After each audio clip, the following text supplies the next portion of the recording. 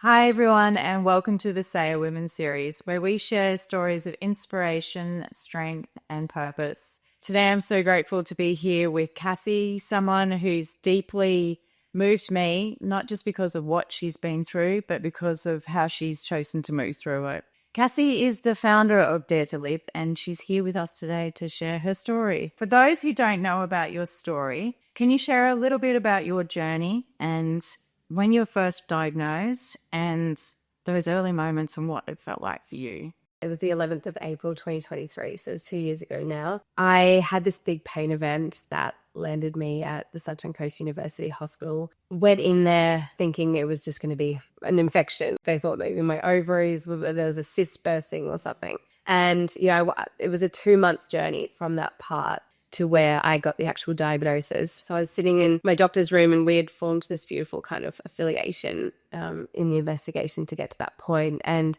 he just said to me, Cass, I haven't been able to sleep for the last 24 hours. He goes, I don't know how to tell you. He just said, look, it's neuroendocrine cancer and it's spread everywhere. And I remember just looking at him and he kept on talking, but I couldn't hear the words that were coming out of his mouth. Everything kind of went to slow-mo, and it wasn't until I kind of got in the car and I called my mum that the tsunami of just intense emotions just like flooded. The months that followed were just really dark. That time was a really dark chapter of my story. You've said over time your mission became about so much more than just survival. What did that more turn out to be for you? I think for the first 6 months of my diagnosis, I was really envious of other people. I was jealous of them because I was like, you get to go through your life like not worrying about death. Like I had this total loss of innocence where I felt like I had been walking through life with these rose-colored glasses. Everything's going to be fine. Death was never in my realm. And now it was like front and center.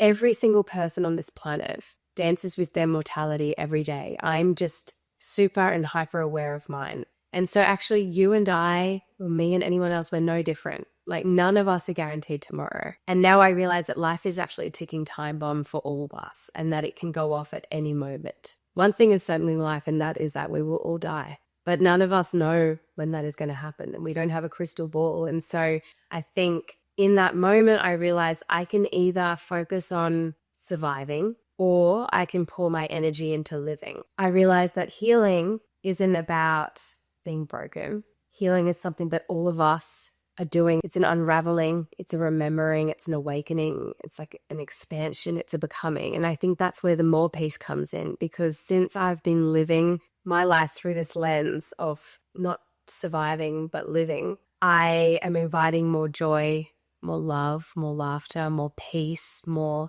presence, more magic, more awe, more wonder, all these beautiful and delicious things that I think I've experienced more in the last 2 years than people would experience in their entire lifetime.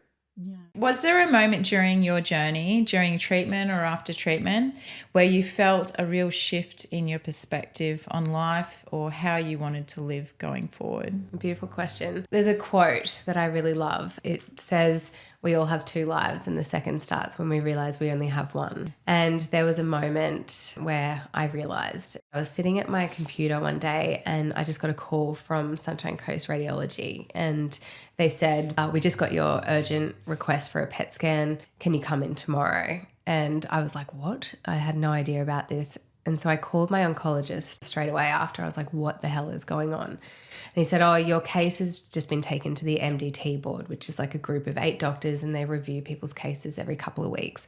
And they just want to make sure that you don't have grade 3 neuroendocrine tumours. It was a Friday when I went in to get the PET scan, and so I had the whole weekend to wait for the results. On the Monday, I got the call from the oncologist in the morning and I got my second chance. That wasn't grade 3. We're only dealing with grade 2 at the moment. And I just felt like this is my second life beginning now. I'm forever changed.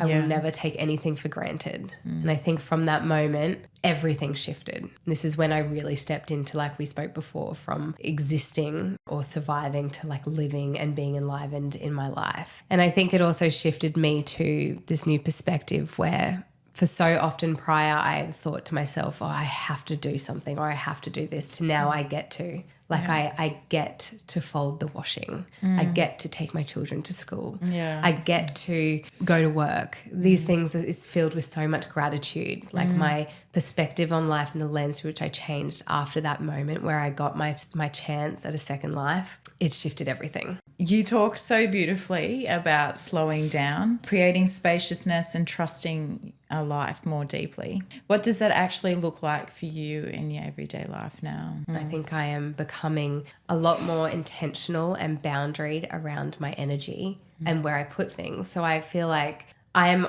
going to have to hustle in life. Life is busy. I have 3 children. I'm working. I'm healing. We have all these demands on us and I have to show up for them still. So tell us about Dare to Live, what it is, what it inspired you to create it, and who you hope it speaks to. Dare to Live. So it all happened very organically, which is kind of how She Believe events and stuff have just been unfolding. I was invited to speak at an event in Brizzy and I went along with my mum. She's trained by Dr. Brene Brown and she's one of her certified Dare to Lead facilitators. She brings this beautiful research and around courage. And I then had this like lived experience of fear and courage. But I realized in that moment that there is something really profound in the room. I think that there were a lot of, at Dare to Live now. Well, so we called it Dare to Live because of Dare to Lead and my living experience. We blend it. It's a 5-hour event. And essentially what we do is we do a powerful breathwork and meditation for women to really get into their bodies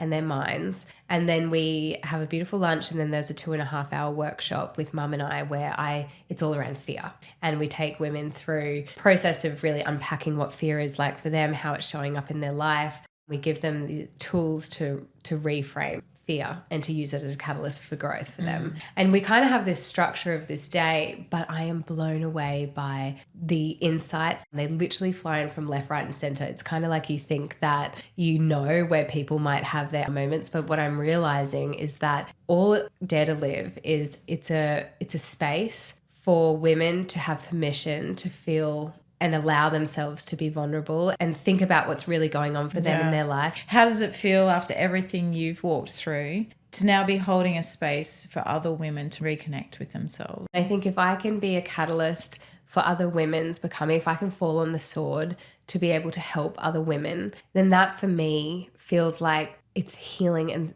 deeply therapeutic. It means that I'm like, there's purpose to this. The biggest driver of me healing is to see my children grow old. If anyone does want to come to your event, it is in August. Yeah, it's on the 17th of August. 17th of August. And the tickets are available on my website. And I would love whoever feels a calling to be there. It's a beautiful, immersive experience. I'm definitely going to be there. So